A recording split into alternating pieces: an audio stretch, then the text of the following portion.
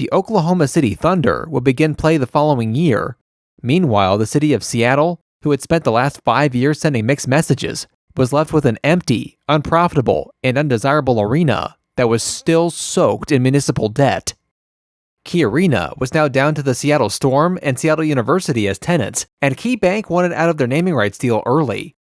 Renegotiating their terms, the bank would be out entirely by 2010, only having to pay $300,000 for each of the last 2 years of the contract. However, the bank never requested that its name be removed after the deal expired, and the city never made an attempt to rename it, as removing the KeyArena name likely would have made the arena seem as a lesser venue.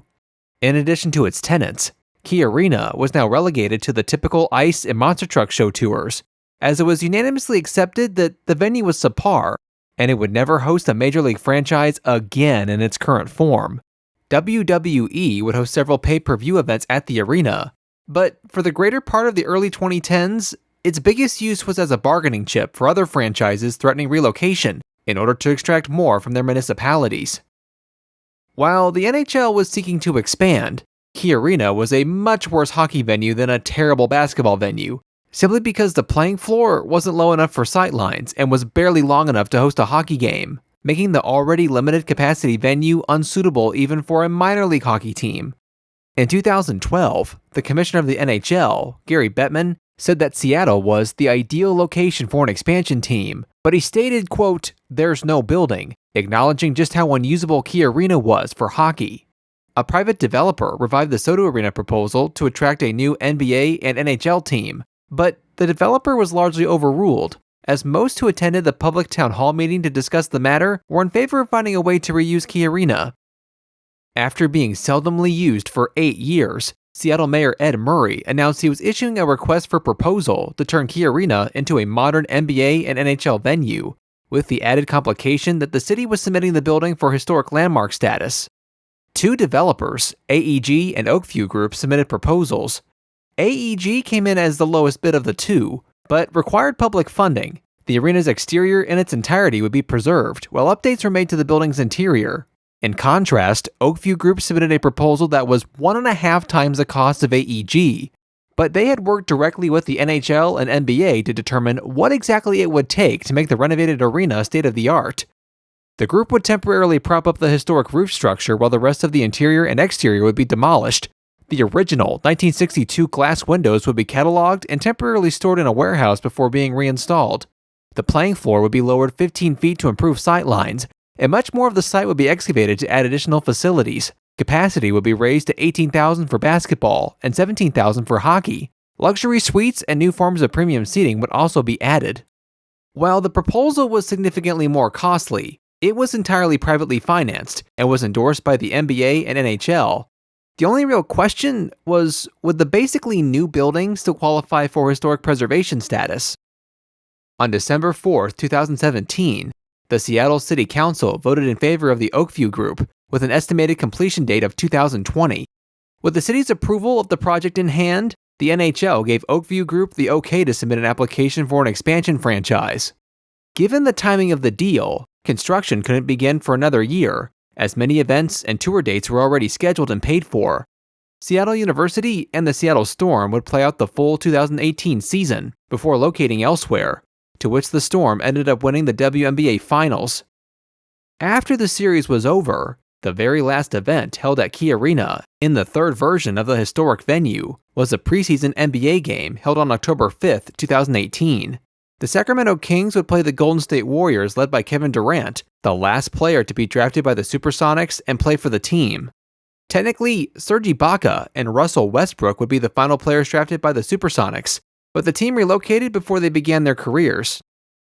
After the game, KeyArena was permanently closed, with cranes, excavators, and other construction equipment already lined up to begin the never-seen-before construction project.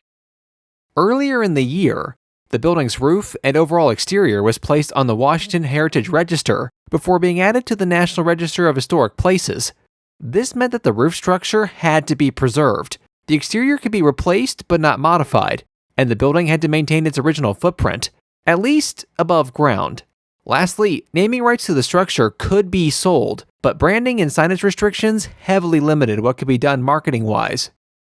On December 4, 2018, the NHL Board of Governors approved Seattle for an expansion franchise in the Seattle Kraken, named after a giant sea monster from Scandinavian folklore, which brought the league up to 32 teams and were expected to begin play in 2021.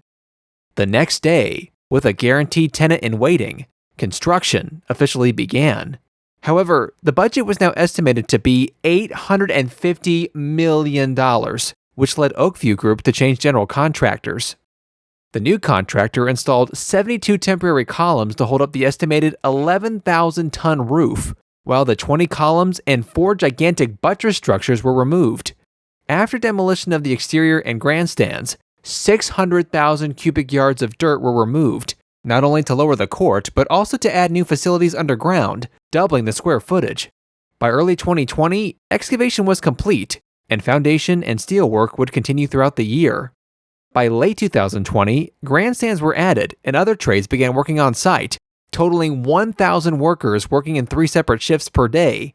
Supply chain disruptions, labor shortages, and public health protocols presented extreme challenges, and while the timeline was unaffected, the total budget ballooned to $1.2 billion, a total 65% increase from the original budget as approved by the City Council. On top of the preservation and pandemic challenges, Oakview Group pledged to build the first carbon-neutral arena in the world.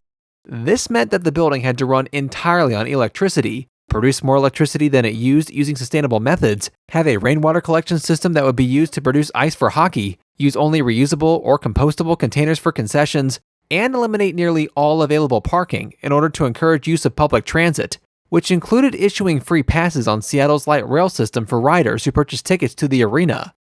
In the end, the building was awarded with a carbon-neutral certification by the International Living Future Institute, the largest building to ever receive certification from the institute. Fittingly, on June 25, 2020, locally based Amazon acquired the naming rights to the arena, which they chose to rebrand as Climate Pledge Arena. This new name reflected Amazon's partnership with the environmental advocacy group Global Optimism and its, quote, Climate Pledge, an initiative in which companies commit to making their operations carbon neutral by 2040. The rebranding aligned the arena with Amazon's environmental goals and sustainability efforts, and increased public awareness about how much effort went into making the building carbon neutral. On July 8, 2020, the KeyArena signage was removed from the iconic roof by helicopter, with the Climate Pledge branding being added later that fall. A year later, the building was completed as scheduled, with a private ribbon-cutting event being held on October 19, 2021, right before the new arena's first event, a private concert by Foo Fighters and Death Cab for Cutie for charity. The first public event would be held 3 days later, a sold-out Coldplay concert, which was followed the next day by the Kraken's first home game at Climate Pledge Arena, in which the Kraken were defeated by the Vancouver Canucks 4-2, their first win at the venue coming 3 days later, marking the beginning of the 4th chapter for the historic venue.